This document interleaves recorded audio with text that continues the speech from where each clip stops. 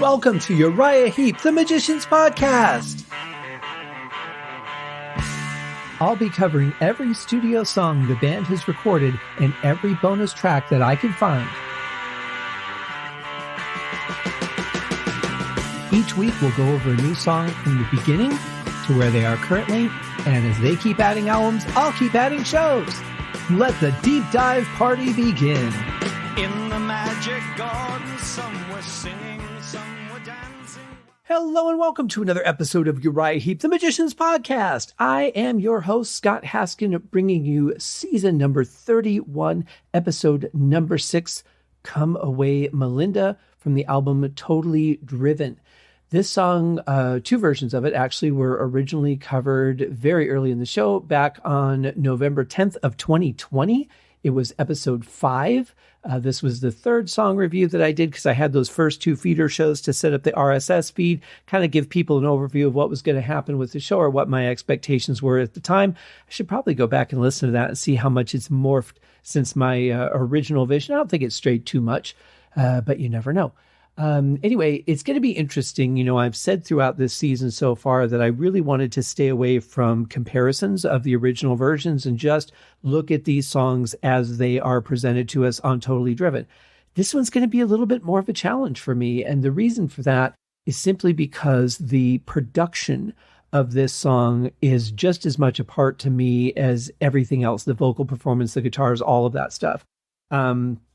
Also, the string machine that Ken was using, certainly going to play a role in that as well for me, because everything like the reverb, for example, that old 60s reverb that was used on David's voice, the strings, just everything, I don't know, that really makes up the character of that song. So I'm going to be very curious how the production of this one might affect me listening to it. But as always, I'm going to try and remain as impartial as I can and just judge this song as it's presented. So here it is from Totally Driven, Come Away Melinda.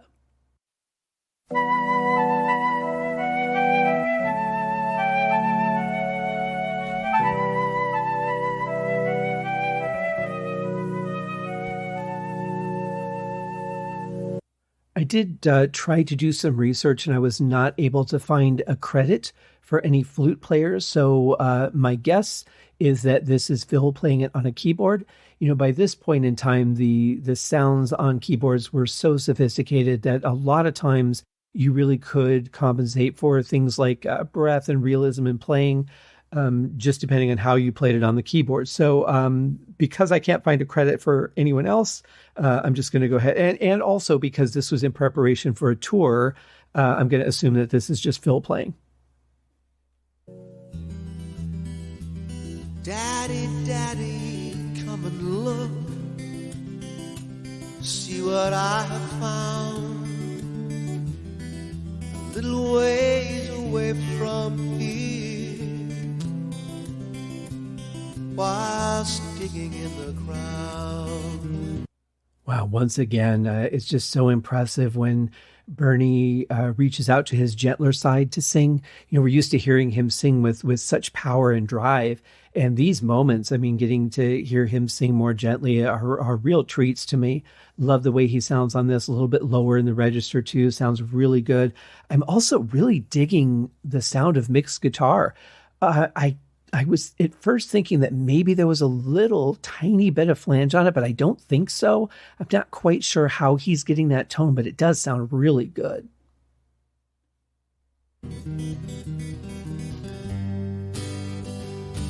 Come away, Melinda.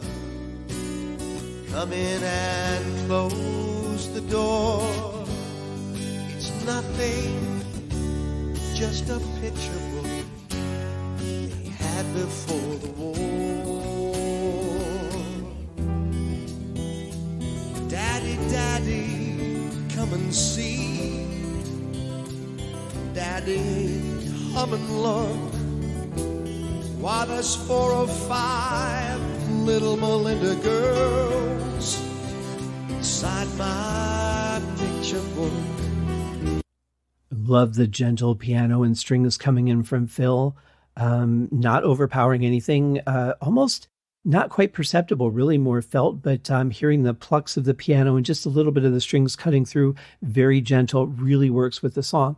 As I remember from the original, and it's hard, I say this not that I don't know the song well, but when you're in the middle of listening to another song, sometimes your memory of the different version or whatever isn't quite accurate. But I remember the strings being far more dominant in the mix.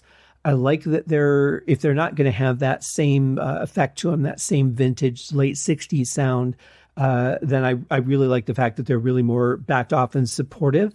I think we get enough feel of them to get that emotion that is what they're there for. I mean, they're there to fill in sound a little bit, sure, but you could do that with a lot of things. Strings are usually designed to bring out emotion, and I think we're getting that. That with the vocal really works well here. And again, that guitar sound just mixes in so well. It's a very clean, modern sounding version of the song, but I really like it.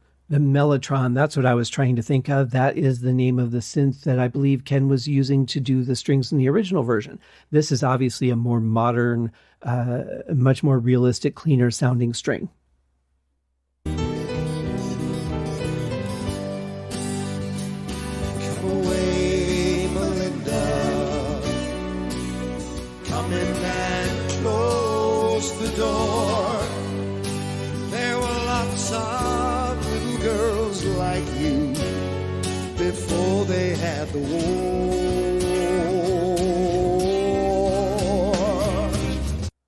I like the vocal harmony on that chorus. I like that they weren't 100% perfectly together. I mean, Uriah Heep's backing vocals, as we know, over the many years have just been so solid and precise, but I like that they're a little bit looser here. The story itself is one of sadness. It's about the war. And I like that disconnected feeling that we're getting when the vocals don't line up perfectly with each other. I don't know if that was the intent, but that's certainly what I'm getting out of it. Daddy, Daddy, come and look. Oh, Daddy, hurry, do. Why, there's someone in a pretty dress. She's all grown up like you. Won't you tell me why? Come away, Melinda. Come in and close the door. That someone is your mommy you had before the war. You know, I have to say the mix on this is also very good. We're getting enough power from the bass and drums for them to make their presence known in the song. But it's not such a heavy sound or not so high in the mix that it's overpowering anything, which is so easy to do. You know, when the drums don't come in for half a song, you really want to, focus on them, show their presence. And this was done with great restraint. Daddy, Daddy, tell me if you can. Why can't things be the way they were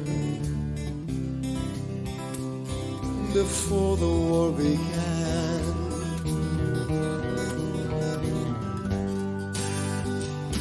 Come away, Melinda. As I have said many times on the show, I am not a guitar player, so I'm not sure what's reasonably possible and what isn't. And I know Mick is kind of an exception to things anyway, but I'm not sure if that's 2 guitar tracks or 1. To me, it might be 2, but then again, this is Mick, so it's perfectly possible he played all that in one take. Come in and close the door. The answer lies in yesterday,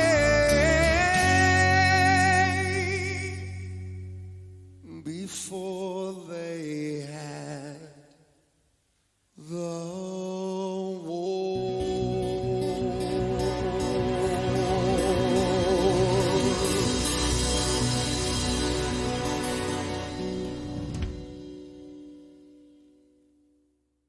What a kick-ass ending. I mean, really, the way that vocal note just hung there in the air, in that free space, And then the guitar comes in, then that wonderful swell from the strings, ending with a drum fill. Really, really nice and classy ending to this song. I have to say another one I think came out really good. Very, very pleasantly surprised by this album. I really didn't know what to expect. Going in, I just tried to be as open-minded as possible, which in general I am. But this was something that, I could certainly be skeptical about. Okay, it's the new band re-recording songs they've already done. Sounded kind of, wasn't sure I was going to enjoy it, only because, a lot of times I think when people cover their own songs, they try too hard to make them different and they come out terrible, or they just don't have the emotion or the energy of the original. But these, I have to say, they're very different versions, very different. But of all 6 so far, I have to say thumbs up. This is really good stuff. So that being said, tomorrow is Wednesday, so we'll be back on Thursday with another episode of the show, tackling another song from Totally Driven. Cheers! Thank you for joining me on this episode of Uriah Heep, the Magicians Podcast. If you have enjoyed this show, please consider going over to Apple Podcasts or your favorite podcast outlet, leaving a rating or a review. Be sure to subscribe to make sure that you are notified when new episodes are available. Please be sure to share this podcast with your fellow Uriah Heep enthusiasts and anyone who you think would like Uriah Heep, which should be everyone. And if you are so inclined, please feel free to contribute to the Patreon account. And if you are not a Patreon subscriber, you can also pay through the PayPal link on the website listed in the show links below. I would also like to thank Uriah Heep for their very generous support of the show, and thank you guys for listening. We'll see you in the next episode. Happy days!